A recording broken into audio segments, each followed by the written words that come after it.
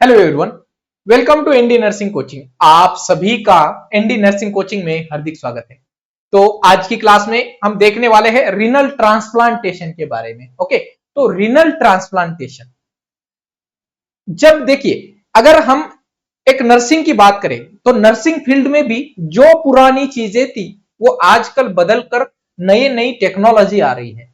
और ये नई टेक्नोलॉजी हमें एज ए नर्स या एज एडवांस नर्स कह सकते हैं, ये हमें सीखना चाहिए। ओके, और अगर आप कहोगे कि हम सिस्टर नैन्सी पढ़ के अभी नर्सिंग कर सकते हैं, तो नहीं, अभी हमें और ज्यादा एडवांस नॉलेज और ज्यादा एडवांस टेक्नोलॉजी सीखने की जरूरत है। ओके, अभी एआई का भी जमाना है, आर्टिफिशियल इंटेलिजेंस का जमाना है। तो इस आर्टिफिशियल इंटेलिजेंस के द्वारा भी यह किडनी ट्रांसप्लांटेशन हो सकता है। ओके, तो आज हम इस एडवांस टेक्नोलॉजी किडनी ट्रांसप्लांटेशन या रीनल ट्रांसप्लांटेशन के बारे में सीखेंगे।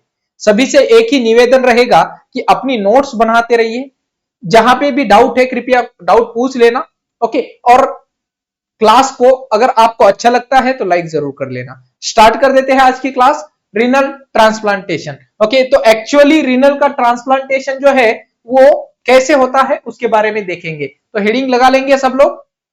तो व्हाट इज रीनल ट्रांसप्लांटेशन, क्यों करना है, सबसे पहले समझना चाहिए क्यों करना है। तो हमारे जो पेशेंट था सर, मिस्टर एक्स, उसका जो दोनों किडनी खराब हो गया। अब खराब क्यों हो गया, तो कारण तो लास्ट क्लास में बताया ही थे जब हीमोडायलिसिस पढ़ाया था कि खराब क्यों हो सकता है। या तो उसको एक्यूट रीनल इंजरी हो गया, या फिर कोई ऑटोजोमल डिसीज हो गया, या फिर उस पेशेंट ने कोई पॉइजन ले लिया जिसकी वजह से सारा किडनी खराब हो गया। ओके, या फिर कोई ग्लोमेरुलस में प्रॉब्लम है, या कोई एंटीबॉडी बन गई है। तो ये सारी कारण की वजह से हमारी पेशेंट ने फंक्शनल काम जो है किडनी का, जो फंक्शन है, okay, function of kidney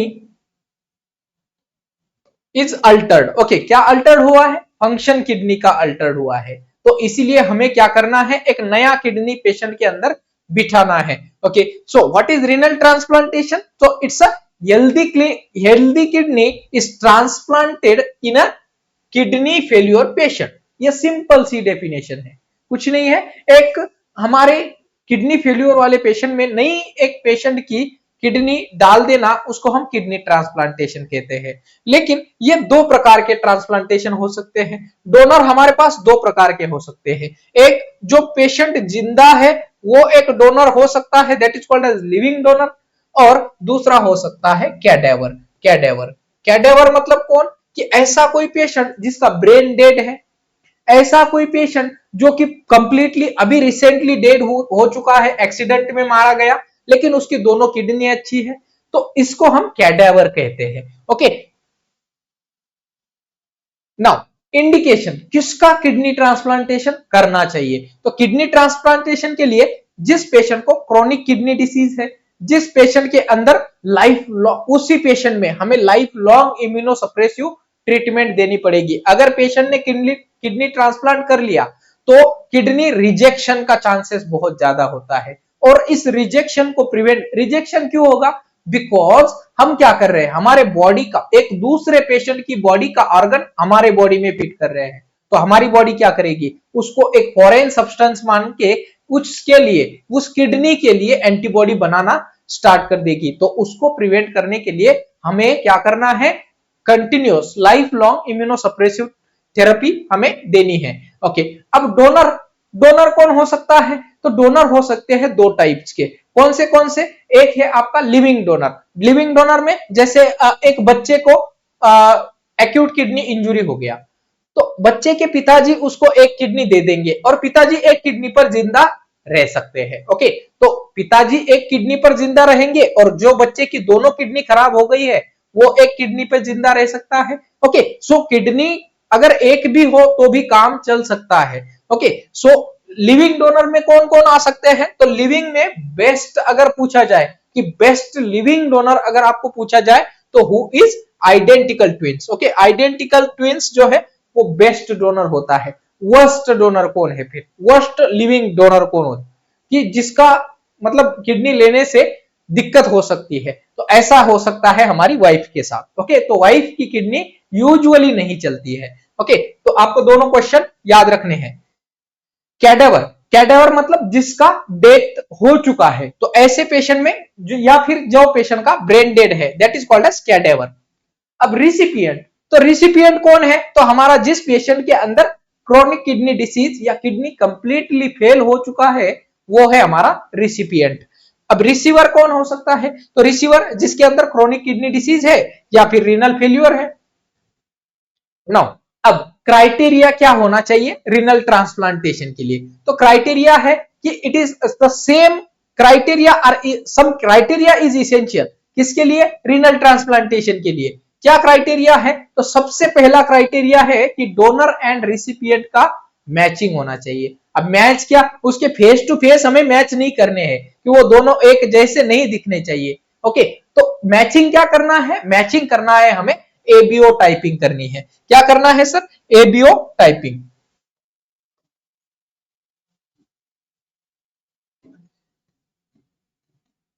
ABO typing करनी है, एबीओ ब्लड ग्रुप टाइपिंग करनी है, तब जाके हमें पता चलेगा कि इस पेशेंट में हम उस जो कैडेवर या फिर लिविंग डोनर की किडनी ले सकते हैं या नहीं। ओके, और क्या करना है सर? हमें हिस्टोकम्पेटेबिलिटी करनी है। हिस्टोकम्पेटेबिलिटी मतलब क्या? नाम में ही दिया गया है। हिस्टो मतलब क्या? हिस्टो मतलब क्या? समथिंग इज पैथोलॉजिकल या हम टिश्यू से रिलेटेड। ओके, हिस्टो मतलब टिश्यू से रिलेटेड। तो टिश्यू की कंपेटिबिलिटी, कैसे कंपेटिबिलिटी टिश्यू की पता चलेगी? तो हम एक छोटा सा टिश्यू लेंगे और उसको हम एक तो मैच करेंगे। पहले तो मैच कर लिया उस टिश्यू का जो एंटीबॉडी बनने का तरीका है, उसके लिए हम हिस्टोकम्पेटिबिलिटी चेक करेंगे। नाउ नेक्स्ट एबीओ ग्रुपिंग हो गया हमारा। और बेसिकली एबीओ ग्रुपिंग के अंदर भी क्रोमोसोम नंबर 9, यहाँ पे क्रोमोसोम नंबर 9 ये कैसे होता है वो भी मैं आपको दिखा दूंगा। ओके, तो एबीओ ग्रुपिंग में क्रोमोसोम नंबर 9 एंड एचएलए के अंदर chromosome number 6। Okay okay, what is this HLA? HLA क्या है? तो human leukocyte antigen, human leukocyte antigen. Okay, तो इसके लिए हम क्रोमोसोम नंबर 6 के ऊपर चेकिंग करते हैं। देन एक और चीज करनी है हमें, टिश्यू स्पेसिफिक एंटीजन। देखिए, अब हमारे बॉडी के अंदर अलग अलग प्रकार के ऑर्गन हैं और इन अलग अलग ऑर्गन को मिलाकर हमारी सिस्टम बनती है। तो अब अगर हम बात करें कि सर क्या हार्ट की और किडनी की मसल सेम सेम है? तो ऐसा नहीं है सर। हार्ट की मसल अलग है, किडनी की अलग है, लिवर की अलग है, लंग्स की भी अलग है। तो ये स्पेसिफिक टिश्यू के लिए एंटीजन की टेस्ट करना हमें जरूरी है। ओके, नाउ नेक्स्ट क्या है? ये मिक्स लिम्फेटिक इंडेक्स भी हमें चेक करना होता है। ओके, तो एक एक करके हम ये टेस्ट कर रहे हैं। जब देखिए किडनी ट्रांसप्लांट, मान लो कि आज एक पेशेंट की दोनों किडनी खराब हो गई, तो हम तुरंत पेशेंट की किडनी ट्रांसप्लांट नहीं करते हैं। इसके लिए ये सारी टेस्ट करनी पड़ती है। पेशेंट को कम से कम 2 से 3 महीने तक हमें इम्यूनोसप्रेसिव ट्रीटमेंट देनी होती है। ओके, तो एक अचानक से ये किडनी ट्रांसप्लांट हो या हार्ट ट्रांसप्लांट हो, लिवर ट्रांसप्लांट हो, ये चीजें एक साथ या इमीडिएट नहीं कराई जाती है। ओके, इसके लिए पहले पेशेंट को इम्यूनोसप्रेसिव ट्रीटमेंट देनी पड़ेगी। ये सारी टेस्ट हमें करवानी पड़ेगी। नाउ नेक्स्ट, अगर कुछ पेशेंट में या और रिसिपिएंट में और डोनर में, दोनों में भी हमें क्या चेक करना है? तो कोई कम्युनिकेबल डिसीज तो नहीं है। कम्युनिकेबल डिसीज कौन से? जैसे एचआईवी हो गया, सीएमवी हो गया, साइटोमेगालो वायरस सीएमवी, एचबीवी हो गया, हेपेटाइटिस बी वायरस या हेपेटाइटिस सी वायरस। ये कौन से वायरस है जो कि हमारे ब्लड से ट्रांसमिट हो सकते हैं। तो अगर रिसिपिएंट में ये प्रॉब्लम है तो किडनी डोनेट करने का फायदा नहीं होगा। ओके, तो इसीलिए हमें कम्युनिकेबल डिसीज को चेक करना पड़ेगा। नेक्स्ट, अब डोनर में क्या करना है? तो डोनर में इनफॉर्म रिटर्न कंसेंट, और ये कोर्ट से भी हमें चाहिए होती है। ओके, कोर्ट की परमिशन जरूर चाहिए, because it's a matter of court. Okay, तो कोर्ट की परमिशन भी इसमें चाहिए हमें। Now 7th is donor survival. Okay, donor can survive with a single kidney. Okay, donor can survive with single kidney, but in case अगर उस donor की भी सिंगल किडनी खराब हो जाती है तो ये चीज हमें पहले से ही पेशेंट को बतानी पड़ेगी। ओके, तो जो मैंने बोला था आपको, क्रोमोसोम नंबर 6, जिसके अंदर हम क्या चेक करने वाले हैं? HLA antigen. क्या चेक करने वाले हैं? Human leukocyte antigen. तो ये HLA देखिए, ये पूरा क्रोमोसोम नंबर 6 है, ये पूरा जो है ये क्रोमोसोम नंबर 6 है। अब इस क्रोमोसोम के अंदर यहाँ पे ये अलग अलग कलर के बैंड्स है, और यहाँ पे जो है ये व्हाइट वाला बैंड जो है ये है हमारा HLA, okay, human leukocyte antigen, यहाँ पे इस एरिया में बनता है। तो इस एरिया को हम अगर डिवाइड करें तो ये 6 प्रकार में अलग अलग डिवाइड हो रहा है, 1 2 3 4 5 और 6 प्रकार से ये HLA के टाइप्स है। ओके, तो टाइप्स ऑफ HLA 6 प्रकार के होते हैं। कौन से 6 प्रकार के हैं? तो HLA A, HLA B, HLA C, HLA DP, DQ and DR। Okay, तो ये 6 प्रकार के हमारे ह्यूमन ल्यूकोसाइट एंटीजेंस अवेलेबल है। ओके, नाउ अब इससे करना क्या है? तो इससे करना क्या है, तो बेसिकली हमें पता चलेगा कि अगर हम उस नए पेशेंट में किडनी लगा देंगे रिसिपिएंट के अंदर, तो यहाँ पे ल्यूकोसाइट एंटीजन नहीं प्रोड्यूस, एंटीबॉडी नहीं प्रोड्यूस करेगा उस किडनी की टिश्यू के लिए। ओके, तो इसीलिए हम डोनर से एक छोटा किडनी का पोर्शन लेते हैं, पीस लेते हैं, बायोप्सी लेते हैं, और ये बायोप्सी का पीस से हम पेशेंट की मैचिंग करते हैं। ओके, और तब हमें पता चलता है कि उस HLA एंटीजन कोई एंटीबॉडी तो नहीं प्रोड्यूस कर रहा है। Okay, now HLA has 6 types. कौन से 6 टाइप्स है? तो हमारा जो मैंने बताया HLA A B C D में 3 प्रकार और। ओके, तो ये 6 टाइप्स के हैं। अब ये 6 टाइप को अगर 6x6 कंप्लीट मैच हो गया, 6x6 मतलब 6 एंटीजन, जैसे HLA एंटीजन 6 डोनर में है, ऐसे ही सेम अगर हमारे रिसिपिएंट में भी आ गए तो ये परफेक्ट मैच है। और ये perfect match most of the time identical twins में होता है। आइडेंटिकल ट्विन्स मतलब जुड़वा बच्चे। ओके, तो जुड़वा बच्चों में हमें 6x6 मिलता है। ओके, अगर 5x6 या 4x6 मिले तो क्या होगा? तो इसको हम गुड मैचिंग कहते हैं। और गुड मैचिंग में क्या करते हैं? हम इम्यूनोसप्रेसिव थेरेपी देते हैं। ओके, नाउ अगर 3x6 मिला तो मिनिमल मैचिंग है, मिनिमल मैचिंग है, बहुत हाई रिस्क हो सकती है। अब अगर 2x6 या 1x6 है तो बैड मैचिंग है। ओके, बैड मैचिंग है, और इस कंडीशन में हम यूजुअली एडवाइस या हाई रिस्क कंसर्न हम पेशेंट से लेते हैं। ओके, अगर 2x6 और 1x6 है तो हम इंडक्शन थेरेपी, किसकी इंडक्शन? इम्यूनोसप्रेसिव इंडक्शन थेरेपी हम देते हैं पेशेंट को। Okay, now first ATG, that is ATG। What is ATG? Anti thrombocyte globulin. Okay, anti thrombocyte globulin ये ATG ड्रग देते हैं, जिसके अंदर अल्टीमेटाजुमैब, ओके, अल्मेटाजुमैब ड्रग देते हैं। ओके, ये अल्मेटाजुमैब हम पेशेंट को ऑलमोस्ट अराउंड 1.5 से 2 महीने तक देते हैं। ओके, तो ये फर्स्ट हम ATG ट्रीटमेंट देते हैं, एंटी थाइमोसाइट ग्लोबुलिन। ये एंटी थाइमोसाइट ग्लोबुलिन क्या करेगा? ओके, हमारी थाइमस ग्लैंड कौन सी एंटीबॉडी प्रोड्यूस करती है? कमेंट बॉक्स में जरूर कमेंट कर देना। ओके, तो वह एंटीबॉडी यहाँ पे नहीं बननी चाहिए, इसके लिए हम क्या देते हैं? अल्मेटाजुमैब ड्रग देते हैं। ये क्या ड्रग, कौन सी ड्रग का क्लास है? ये इम्यूनोसप्रेसिव है। ओके, नाउ नेक्स्ट हम मेंटेनेंस थेरेपी देते हैं, और मेंटेनेंस थेरेपी में ये 2 ड्रगों के नाम जरूर याद रख लेना। ओके, टैक्रोलिमस और कॉर्टिकोस्टेरॉइड। कोई भी एक कॉर्टिकोस्टेरॉइड, जैसे डेक्सामेथासोन हो गया या कॉर्टिसोल हो गया। ओके, ये दोनों में से कोई भी एक कॉर्टिकोस्टेरॉइड और टैक्रोलिमस। ओके, ये दोनों ड्रग हम मेंटेनेंस थेरेपी में देते हैं। आफ्टर द प्रोसीजर भी सेम ड्रग चलेंगे। ओके, अगर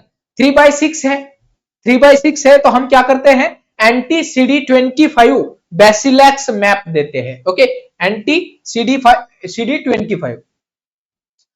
अब बेस्ट डोनर हमने किसको कहा है? जिसका 6x6 मैचिंग हो सकता है, तो बेस्ट डोनर है हमारा identical twins. And the best designated donor in India की अगर बात करें तो इंडिया में हम सगे भाई को, ओके, ओनली सगा भाई, ओके, सगा भाई या सगी बहन, उसको हम बेस्ट डोनर मानते हैं। तो दोनों भी क्वेश्चन इंपॉर्टेंट हो सकते हैं। नाउ वर्स्ट डोनर कौन है? तो वाइफ की किडनी लेना मुश्किल हो सकता है। ओके, तो बीबी से कोई भी चीज लेनी महंगी पड़ सकती है। ओके, नाउ डोनर के बारे में, तो डोनर कैसा होना चाहिए, तो डोनर की हम लेते हैं left kidney. Sir left kidney ही क्यों लेते हैं, तो लेफ्ट किडनी का लेने का कारण है कि लेफ्ट किडनी के अंदर जो वेन है, ओके, उसकी लेफ्ट किडनी की जो वेन है, रीनल वेन, वो लंबी होती है, इसीलिए हम लेफ्ट किडनी लेते हैं, यूजुअली लेफ्ट किडनी लेते हैं। नाउ अब ये किडनी लेने से पहले हमें एक डॉपलर टेस्ट करनी होती है, डॉपलर टेस्ट करनी है। क्यों, अगर हम उस लेफ्ट किडनी ले ली, मान लो लेफ्ट किडनी ले ली पेशेंट की, हमने किस लिए लिया था, क्योंकि उसकी वेन बहुत लंबी थी। अब लंबी वेन ही अगर वो नैरो है, स्टेनोसिस है उसके अंदर, तो हम नहीं ले सकते, तो हमें राइट लेनी पड़ेगी। ओके, तो ये हमें चीजें देखनी पड़ती है। ओके, इसलिए पहले डॉपलर टेस्ट करेंगे। ओके, तो ये हमारी एक पेशेंट था जिसकी किडनी खराब हो गई थी, तो इसके पास 2 किडनी है, हमारे पास भी 2 किडनी है। अब इसके पास कितनी हो गई, 3 किडनी हो गई। ओके, तो अब हम इसको निकाल देंगे क्या, नहीं, हम यूजुअली ऑलमोस्ट 90% ऑफ केसेस में अगर पेशेंट को ट्यूमर है या कोई और एक डिसऑर्डर है, तभी हम किडनी को निकालते हैं, नहीं तो ऑल द बाकी के केसेस के अंदर हम किडनी को ऐसे ही रहने देते हैं। बस जो नई वाली किडनी है, डोनर किडनी या ट्रांसप्लांटेड किडनी, हम यहां पे राइट इलियाक फोसा में, ओके, राइट इलियाक फोसा में, बहुत इंपॉर्टेंट क्वेश्चन बन सकता है। ओके, कहां पे लगाते हैं, तो राइट इलियाक फोसा में, राइट इलियाक फोसा में हम जो डोनेटेड किडनी है यूजुअली लगाते हैं। ओके, अगर in case right iliac fossa में कुछ प्रॉब्लम है, तभी बहुत रेयरली ये लेफ्ट इलियाक फोसा में लगाई जा सकती है, लेकिन मोस्ट ऑफ द टाइम ये राइट इलियाक फोसा में ही लगाते हैं। ओके, और ये अगर इमेज आपको सबको क्लियर नहीं है तो एक बार इमेज दिखा देता हूं, यहां पे कैसे किडनी क्या क्या जोड़ते हैं। देखिए, सबसे पहले transplanted donor kidney cradle in the ilium. Okay, पहले ये किडनी जो है वो इलियम में लाके रखते हैं। और दूसरा, रीनल आर्टरी, क्वेश्चन बनेगा, बहुत इंपॉर्टेंट है, रीनल आर्टरी किससे जोड़ेंगे, तो हम रीनल आर्टरी इलियाक आर्टरी को जोड़ेंगे। क्वेश्चन जरूर बन सकता है, रीनल आर्टरी इलियाक आर्टरी से जोड़ेंगे। ओके, नाउ अब रीनल वेन किसको जोड़ेंगे, तो इलियाक वेन को जोड़ेंगे। तो बस इलियाक नाम याद रख लेना, आर्टरी से आर्टरी जोड़ देंगे, वेन से वेन जोड़ देंगे। ओके, अब यूरेटर का क्या करें सर, तो यूरेटर को हम क्या करेंगे, ब्लैडर के अंदर घुसा देंगे और उसको टाका लगा देंगे। तो ये हो गया हमारा। अब यहाँ पे एक और क्वेश्चन बन सकता है, सूचर कौन सा लेंगे सर, तो लास्ट क्लास में बताया था, आर्टरी और वेन को रीसूचरिंग या सूचरिंग करने के लिए हम हमेशा प्रोलीन का यूज करते हैं। प्रोलीन अराउंड 80-10 तक प्रोलीन हम यूज कर सकते हैं। ओके, सूचर लिख लेना जरूर। ओके, सूचर, तो सूचर यहां पे हमें लेना है 80 प्रोलीन।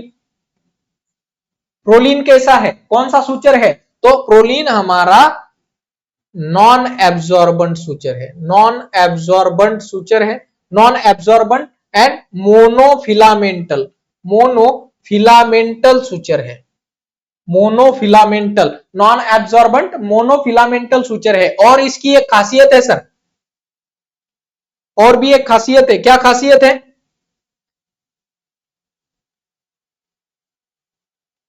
क्या खासियत है इस प्रोलीन की, तो ये प्रोलीन जो है, ये प्रोलीन की जो नीडल है, ये नीडल राउंड बॉडी नीडल होती है, राउंड बॉडी नीडल होती है। अब जाके एक और क्वेश्चन यहां पे याद आ गया, क्या, तो सर ये नीडल राउंड बॉडी है या फिर हमारी टेपर कटिंग है या कटिंग है, रिवर्स कटिंग है, कैसे पता चलता है। ओके, तो हम खोल के तो नहीं देखेंगे। ओके, तो हमें कैसे पता चलेगा, तो जब भी एक आप सूचर में जब समय मिलेगा तो मैं आपको सूचर भी दिखा दूंगा प्रैक्टिकली कैसे होता है। ओके, तो जब एक आप सूचर लेते हो तो सूचर को ध्यान से देख लेना एक बार। सूचर का यहाँ पे नाम होगा, XYZ नाम का सूचर है, उसका कितना मीटर का थ्रेड है, उसमें कौन सी प्रकार की नीडल लगी हुई है।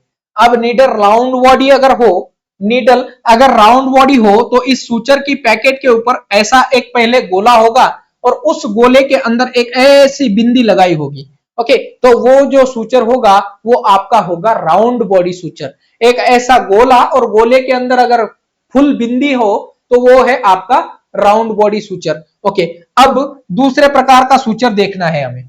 ओके, अब सेम प्रकार का सूचर है और हमें अगर इस गोला, ये एक गोला हो गया और गोले के अंदर ऐसा अगर ट्राइंगल बनाया है तो ये हमारा taper cutting suture, sorry cutting suture. Okay, cutting suture. अब एक और सूचर है हमारे पास, ये फिर से वापस ऐसा गोला आ गया और इस गोले के अंदर अगर उल्टा ट्राइंगल बना दिया तो ये है रिवर्स कटिंग सूचर। क्या है ये? Reverse cutting suture. ओके, एक और है हमारे पास, ये वापस एक गोला बना दिया और इस गोले के अंदर हमने ट्रायंगल तो बना दिया, ओके, लेकिन उसका जो टेपर था उसको ऐसे ब्लंट कर दिया, तो ये क्या है सर? टेपर कटिंग है, टेपर कटिंग सूचर है। ओके, तो समझ में आ गया कैसे याद रखना है? कुछ याद नहीं रखना, बस ये अगर आपको मार्क दे दिया हो तो ये जरूर याद कर लेना। ओके, कि कौन सा सूचर कौन सी नीडल का कौन से प्रकार का होता है। ओके, नाउ नेक्स्ट हम देखते हैं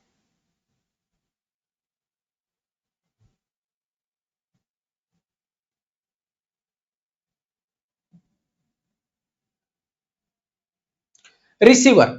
रिसीवर रिसीवर की हम राइट इलिया फोसा में किडनी लगाएंगे और वो जो डिसीज किडनी है उसको ऐसे ही रहने देंगे। Okay, accept in case of PCD, okay, polycystic kidney disease अगर है तब हम उस किडनी को निकाल देंगे। ओके, नाउ एनास्टोमोसिस किससे किसको साथ करना है? रीनल आर्टरी इलियाक आर्टरी के साथ, रीनल वेन इलियाक वेन के साथ और यूरेटर को यूरिनरी ब्लैडर के अंदर।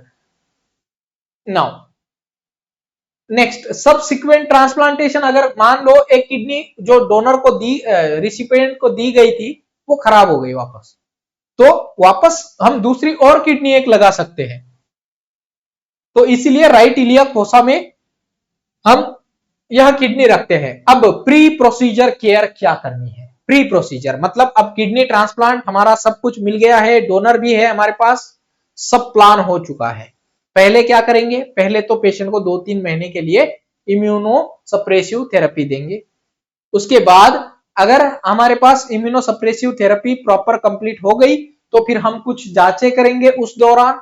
ये सारी जांचें होने के बाद हम पेशेंट को क्या करेंगे? पहले एक्सप्लेन द प्रोसीजर। क्या एक्सप्लेन करना है? तो पेशेंट को क्या कंसर्न है, हमारा क्या कंसर्न है, जैसे कि हमारा जो एचएलए मैचिंग है वो एचएलए मैचिंग 4/6 ही हो गया है, मतलब गुड मैच है, लेकिन इतना अच्छा भी तो नहीं है। 6/6 अगर हो तो बहुत अच्छा होता है, लेकिन 4/6 है, तो वो कंसर्न हमारा हो सकता है।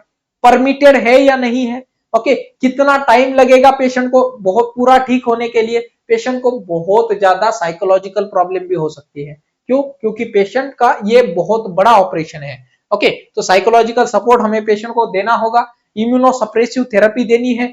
ओके, नाउ अगर इन केस पेशेंट का किडनी कंप्लीटली बंद ही हो चुका है, ओके, तो हमें हीमोडायलिसिस करते रहना है पेशेंट का।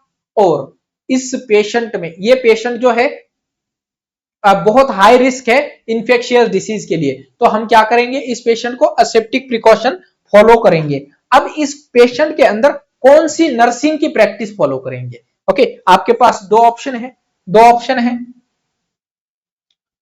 अब असेप्टिक प्रिकॉशन में ऐसे पेशेंट हाई रिस्क पेशेंट है तो आपके पास दो ऑप्शन है। एक तो बैरियर नर्सिंग है, बैरियर नर्सिंग है, कंसेप्ट सुना होगा, और नहीं सुना है तो पिछली क्लासेस बाकी की देखनी होगी। ओके, और दूसरा है reverse barrier nursing, reverse barrier nursing. Okay, तो कौन सी प्रैक्टिस करेंगे? ये पेशेंट है high risk for infection, infection के लिए बहुत ज्यादा रिस्क है इस पेशेंट में, तो कौन सी नर्सिंग की प्रैक्टिस करेंगे? देखिए, बैरियर नर्सिंग क्या होती है? तो बैरियर नर्सिंग मतलब उस पेशेंट से हमें इंफेक्शन ना हो, that is called as barrier nursing.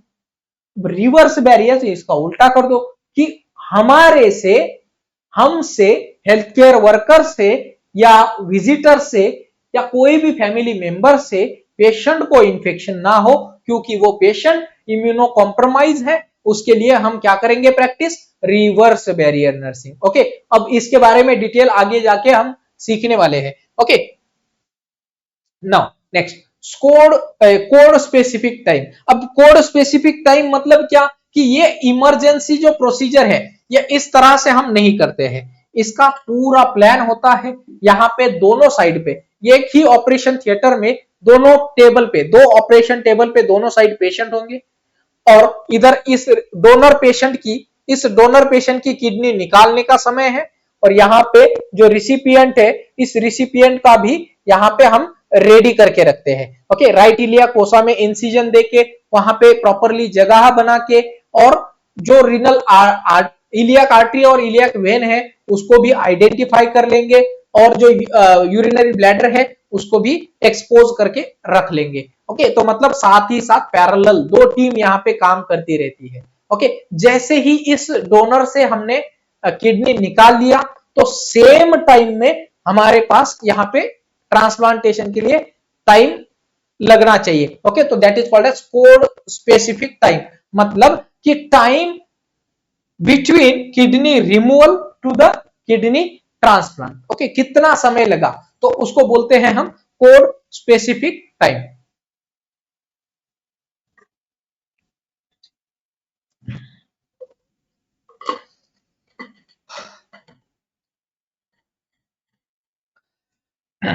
Okay, आगे देखते हैं हम post procedure care. Post procedure क्या ध्यान रखना होगा, क्योंकि सर पेशेंट इम्यूनो कॉम्प्रोमाइज है तो असेप्टिक प्रोसीजर हमें फॉलो करनी होगी। पेशेंट की किडनी कहां है, राइट इलियाक फोसा में है। पेशेंट का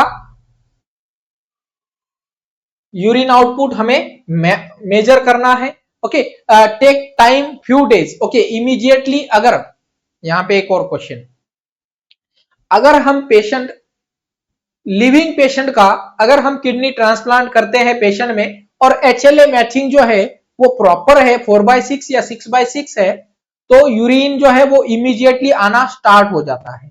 लेकिन अगर कोई कैडेवर का हमने किडनी ले लिया तो उसके लिए अराउंड 2 to 3 वीक्स लग सकते हैं, 1 मंथ भी लग सकता है। ओके, या फिर एक हफ्ते में भी आ सकता है। ओके, तो यूरिन आउटपुट के लिए हमें थोड़ा सा वेट करना पड़ता है।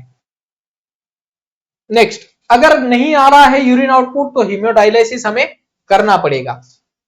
वाइटल साइंस हमें पेशेंट की देखनी है। ओके, वाइटल साइंस में और भी कुछ साइन एंड सिम्टम्स है कॉम्प्लिकेशंस के।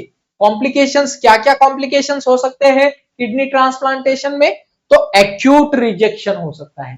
एक्यूट रिजेक्शन मतलब जैसे ही पेशेंट को ऑपरेशन हो चल रहा है, ओके, और डोनर से किडनी निकाल लिया और पेशेंट में जैसे ही लगाया यहां पे पेशेंट का जो है एलर्जिक रिएक्शन या एंटीबॉडी फॉर्म हो गई तो क्या है उसको हम बोलेंगे acute graft rejection. Okay, thrombosis हो सकता है, जो किडनी हमने लगा दिया उस रिनल इलियाक आर्टरी में या इलियाक वेन में अचानक से थ्रोम्बोसिस हो गया, रिनल आर्टरी का स्टेनोसिस है। अगर पेशेंट का वुंड प्रॉब्लम है तो ये सारी कॉम्प्लिकेशंस हमें मॉनिटर करने हैं। यूरिन आउटपुट मॉनिटर करना है, इंट्राविनस फ्लूइड, ये पेशेंट क्या होगा फ्लूइड रेस्ट्रिक्शन पे होगा। ओके, इंट्राविनस फ्लूइड और यूरिन आउटपुट हमें देखना है। मेडिकेशन देने हैं, जैसे कोई अगर पेशेंट का यूरिन नहीं आ रहा है तो डायूरेटिक्स देंगे, ऑस्मोटिक डायूरेटिक्स। पेशेंट का वेट हमें डेली चेक करना होगा। ओके, और लैब पैरामीटर में हमें ब्यूयन, यूरिया क्रियाट, ओके, ये सारी चीजें हमें देखनी है। किडनी के जो वेस्ट प्रोडक्ट वो मॉनिटर करने हैं। पेशेंट को पोजीशन कौन सी देंगे, तो semi Fowler position. Okay, semi Fowler क्यों देनी है, क्योंकि सर जब हम पेशेंट को semi Fowler position with knee flex अगर देंगे तो ये एंटीरियर मसल जो है हमारी एब्डोमेन की, ये एंटीरियर मसल ऑफ एब्डोमेन, इसके ऊपर प्रेशर हमारा कम रहेगा। ओके, तो हम पेशेंट सेमी फाउलर पोजीशन देंगे और इस पेशेंट को हम यूरिनरी कैथेटर भी लगा सकते हैं अगर यूरिन नहीं आ रहा है तो। Clear?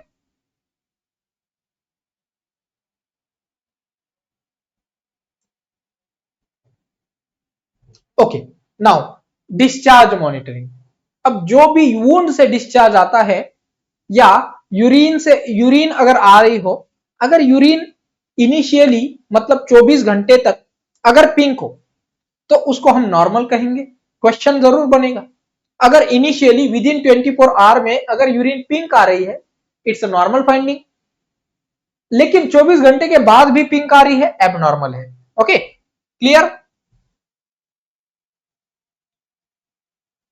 If the gross hematuria and clots अगर पेशेंट की किडनी में या जब यूरिन से आ रहे हैं, तो ये हमें हेल्थ केयर प्रोवाइडर को इन्फॉर्म करना है। तो आपको ये भी क्वेश्चन बन सकता है। और पेशेंट को कंटिन्यूअस ब्लैडर इरिगेशन चलता रहेगा।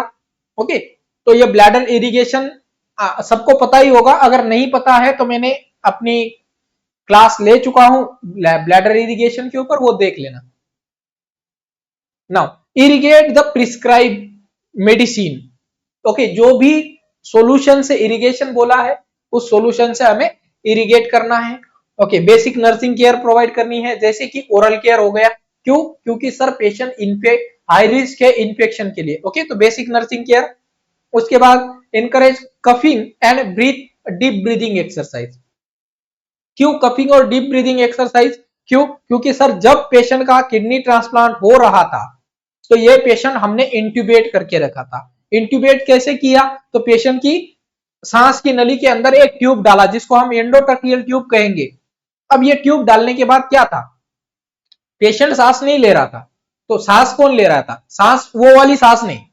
ओके, सांस हमारी ब्रीदिंग। ओके, ब्रीदिंग ही कहेंगे। ओके, तो सांस में कंफ्यूजन हो जाओगे। तो पेशेंट ब्रीथ नहीं कर रहा था, तो ब्रीथ कौन कर रहा था? मशीन ब्रीथ कर रही थी। अब अगर ये पेशेंट इतने समय तक, मतलब अराउंड 6 to 8 आवर्स लगते हैं पूरा किडनी ट्रांसप्लांटेशन में, तो इतने समय तक पेशेंट का डायफ्राम ये रिलैक्स था, रेस्पिरेटरी मसल्स रिलैक्स थी। अब इसका वापस रिगेन फंक्शनिंग करने के लिए हमें इस पेशेंट को coughing and deep breathing exercise करवानी है। स्पायरोमेट्री भी हम करवा सकते हैं पेशेंट से। इम्यूनोसप्रेसिव थेरेपी पेशेंट को लेकिन लाइफ लॉन्ग लेनी पड़ेगी। ओके, और sign and symptoms of rejection, इसके ऊपर क्वेश्चन जरूर बन सकता है। ओके, सो उसके बारे में भी देखेंगे। तो साइकोलॉजिकल सपोर्ट पेशेंट को हमें देना है और डोनर को भी देना है। नाउ अब यहां से भी एक और बार क्वेश्चन बन सकता है कि साइन एंड सिम्टम्स क्या है, ग्राफ्ट रिजेक्शन हो रहा है, ये कैसे पता चलेगा? तो कैसे पता चलेगा? सबसे पहले पेशेंट का टेम्परेचर बढ़ेगा। 100 डिग्री फ़ारेनहाइट से अगर टेम्परेचर ज्यादा हो, हेल्थ केयर प्रोवाइडर को इन्फॉर्म कर दो। अगर पेशेंट को पेन या टेंडरनेस है, कहां पे? तो सर में नहीं, पेशेंट की ग्राफ्ट एरिया में। ओके, तो ग्राफ्ट एरिया में अगर पेन और टेंडरनेस है, इन्फॉर्म करो। अगर पेशेंट का 2 से 3 आईबी अगर वेट अगर गेन हो गया विद इन 24 आवर, तो हमें हेल्थ केयर प्रोवाइडर को इन्फॉर्म करना है। पेशेंट को इडिमा हो रहा है, हाइपरटेंशन हो रहा है, या फिर पेशेंट का जो वेस्ट प्रोडक्ट है किडनी से बाहर निकलने वाले, जैसे यूरिया, यूरिक एसिड और ब्लड यूरिया, नाइट्रोजन, अगर ये बढ़ रहे हैं तो भी हमें हेल्थ केयर प्रोवाइडर को इन्फॉर्म करना है। ओके, क्रिएटिनिन लेवल अगर बढ़ रही है, क्रिएटिनिन क्लियरेंस कम हो रहा है। Okay, next elevate WBC, WBC बढ़ गए तो ये सारी चीजें हमें इन्फॉर्म करनी है।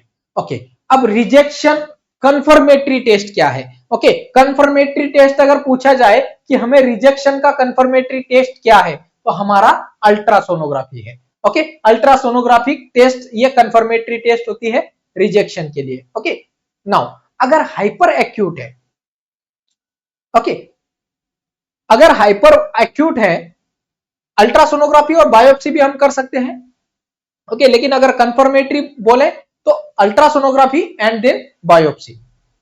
देन हाइपर एक्यूट रिजेक्शन मतलब क्या, कि जैसे ही हमने ड्यूरिंग द प्रोसीजर ओनली, जैसे ही पेशेंट का डोनर का किडनी रिसिपिएंट में डाल दिया तो और वहां पे एलर्जिक रिएक्शन हो गया, that is called as hyper acute kidney rejection.